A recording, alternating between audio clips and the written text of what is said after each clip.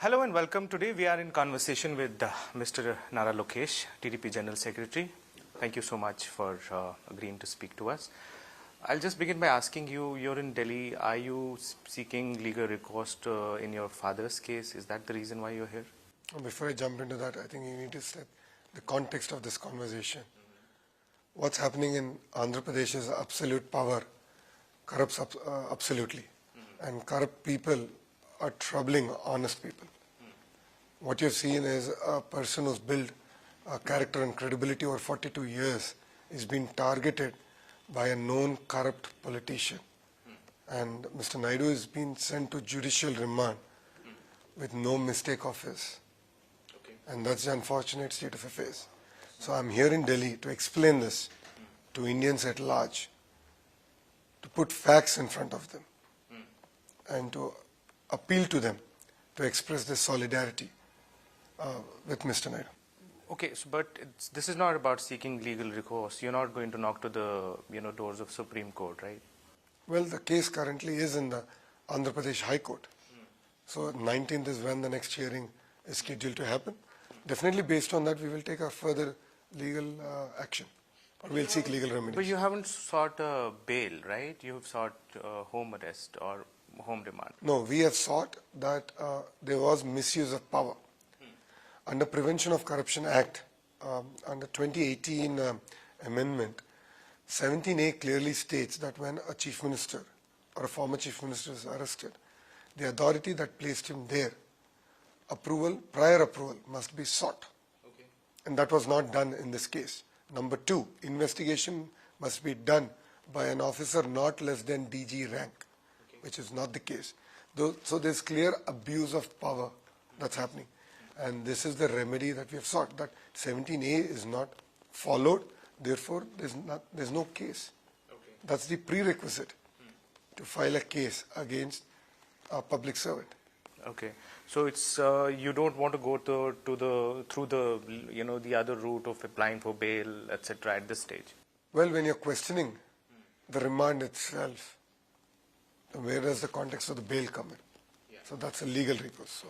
But the investigating agencies, I'm quoting what we are reading on the newspapers and other media houses, is saying that there are multiple signatures of Mr. Naidu and they have enough evidence. How would you respond to that? So is signature of a chief minister wrong? My straight question, is there a money trail to Mr. Naidu or any of his ministers or his family members or his friends? The money released was 370 crores. And this is a project that was implemented by Siemens, the German company, and their implementation partner, Design Tech. This project is not new to India. This project has been implemented in 6 other states in the exact model with the exact vendors, including Gujarat, Tamil Nadu, Karnataka, Jharkhand. So why is it that it's wrong in Andhra Pradesh? And there is no money trail leading up to Mr. Naidu or any one of us, number one. Number two, the audit house that they appointed, Sharath and Associates, are working out of the same building, operate out of the same IP with another audit company called IVS, which is the audit company for all of Jagan's own companies. Okay. So isn't there malified intention? Number three, officers who actually signed on the agreements, officers who have released the money. So Prem Chandra Reddy is one who signed, Ajay Kalam Reddy is the one who released the money. Both of them are not in the FIR. Why? Ajay Kalam Reddy continues, he's retired, but is an advisor to this government, holds cabinet rank in Jagan's administration. Why is he not in the FIR? I have a document with me which clearly stipulates that a group of IAS officers was sent to Gujarat to evaluate the project and give their recommendation. In that recommendation, they clearly stated that we should release money immediately to retain the German company Siemens' interest in this project. That's called concrete evidence.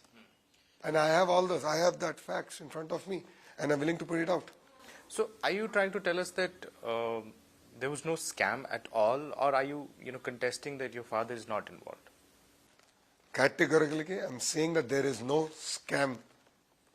The CID has been investigating this case for the last 2 years. They roped in ED to investigate the case. Everyone is out on bail.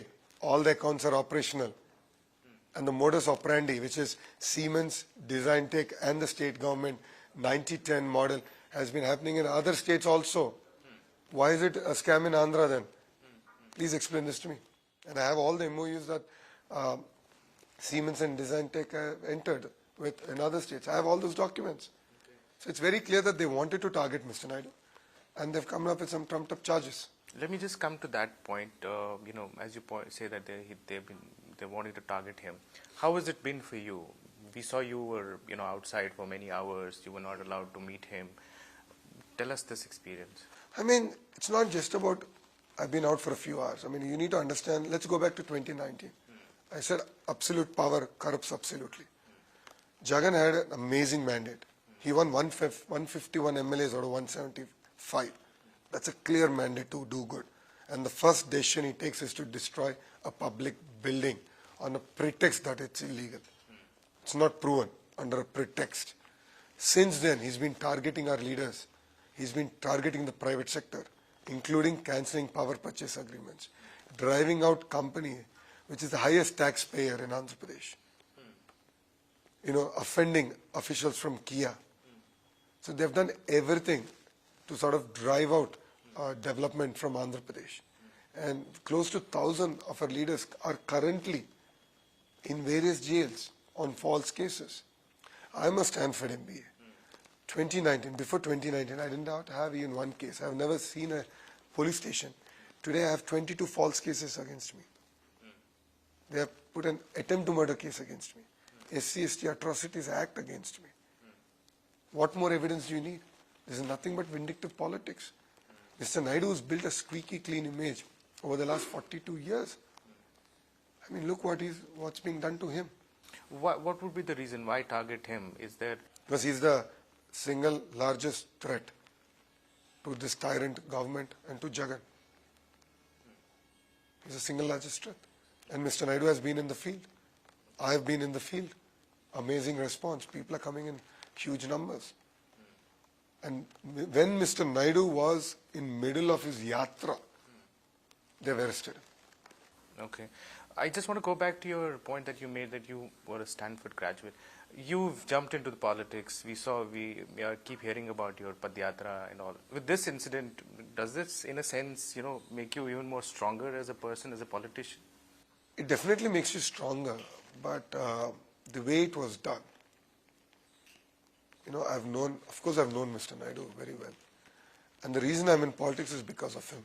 I believe in his vision. I believe in his ideology. Just to see such a person who has done so much work for his people, his state and the nation, being sent to prison on false and trumped up charges really did hurt me. It made my blood boil. And definitely this becomes a factor for other youngsters to enter politics. When I was the minister, my average speed of clearing files was 55 minutes. Mr. Naidu would have a competition. As a minister, you should not waste time. You should never sit on a file. You should say, ensure files were cleared. So now if the legal system or if CID comes and says, because you are inefficient, because you are fast, you have done something wrong. Where are we going? Mr. Naidu is known for efficiency. How can you criticize him for doing this project at such breakneck speeds? 213,000 people have been trained, 80,000 of which have been placed, have been in a job. And today he's sent to judicial remand on some trumped up charges. It does hurt. Okay. Is there an alliance that we will see in the upcoming polls? So Pawanji has also become a victim of this government. When Pawan Kalyanji wanted to come to his office, his plane was denied permission to take off. And then when he came by road, he was stopped at the border for 2 hours, saying that he's going to commit a crime. He's going to create law and order problem. Okay. And after 2-3 hours, they let him go. He just went to his office. And then subsequently, Mr. Naidu was arrested. So he said, this is now enough. Enough is enough. So both Pawanji and Mr. Naidu had a meeting, and they've decided that come 2024 election, we have to fight together against this tyrant. Okay. We have to fight against a criminal organization headed by a criminal. Would it be both the Lok Sabha election as well? Yes, in Andhra, both state and parliament elections happen at the same time. Together, we're going to fight both. This is an interesting equation because his party is part of the NDA. So would you also be part of the NDA? Well, that's for BJP to decide. But Telugu Desam Party and Jansena have decided to fight together come 2024 elections. But you have no problem to be a part of India as long as, they're okay with it. Well, that's a decision that Mr. Naidu will take. Okay. And also about the Telangana polls, because those are imminent. How would your party fight it there? Well, last time we had 2 MLAs that won. Subsequently, they've been poached by the BRS party. We will continue to fight. We have a strong unit there.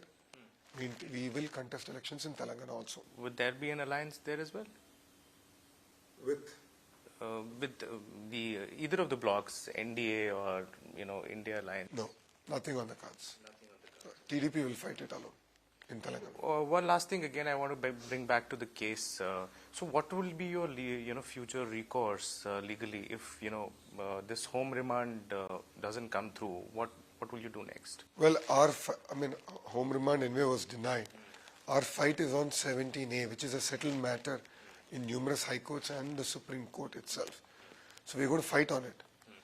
Definitely justice is being delayed but cannot be denied. And this is something we're going to fight. If not the High Court, we are going to knock on the doors of Supreme Court because we have done nothing wrong. The state is unable to prove money trail because there is no money trail. As simple as that. Look at any of the CID press meets. And it's very weird that investigation agencies are holding press meets across the country. And I believe they're also coming to Delhi to meet national media. Typically government holds press meets or political parties hold press meets. Here CID is holding press meets.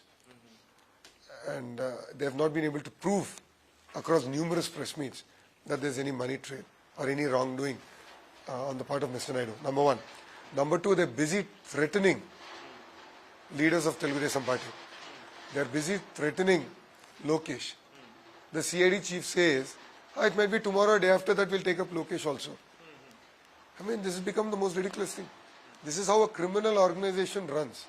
This is how mafia runs. And that's exactly what's happening in the state of Andhra Pradesh. All right. Thank you so much for speaking to us. Thank you for having me. Thank you.